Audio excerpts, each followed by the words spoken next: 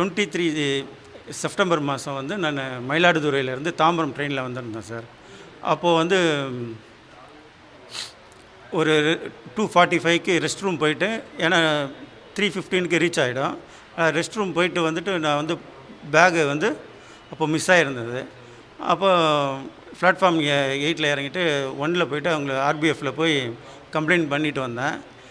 அதுக்கப்புறம் வந்து என்னோடய ஒய்ஃப் நம்பர்லேருந்து 139க்கு வந்து கம்ப்ளைண்ட் கொடுத்தேன்.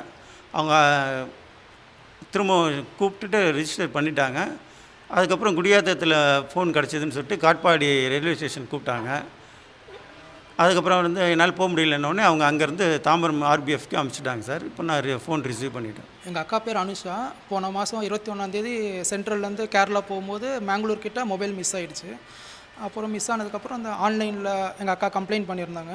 அதுக்கப்புறம் இப்போது 1 மந்த் கழித்து நேற்று தான் இந்த சென்னை ஆர்பிஎஃப்லேருந்து கால் பண்ணி மொபைல் கிடச்சிருச்சு, வந்து வாங்கிக்கோங்க அப்படின்னு சொன்னாங்க. ஸோ நான் வந்து மொபைலை வாங்கிக்கிட்டேன். இந்த மாதிரி ட்ராவல் பண்ணும்போது மற்றவங்களும் சேஃப்டியாக வச்சுக்கோங்க. மொபைலை வந்து பாக்கெட்டில் இல்லை கையிலே பத்திரமா வச்சுக்கோங்க. சீட்லலாம் வச்சிங்கன்னா மிஸ் ஆகிடுது. ரொம்ப சேஃப்டியாக ட்ராவல் பண்ணுங்கள். தேங்க்யூ. இப்போ எங்களது கூட பார்த்திங்கன்னா இருந்துச்சு. ஆனால் இப்போ ஜிமெயில் போட்டனால இப்போ அந்த ஃபோட்டோஸ் எல்லாமே வந்துடுச்சு. சில ஃபைல்ஸ்லாம் வரல. இருந்தாலும் ரொம்ப கஷ்டமாக தான் இருக்கும்.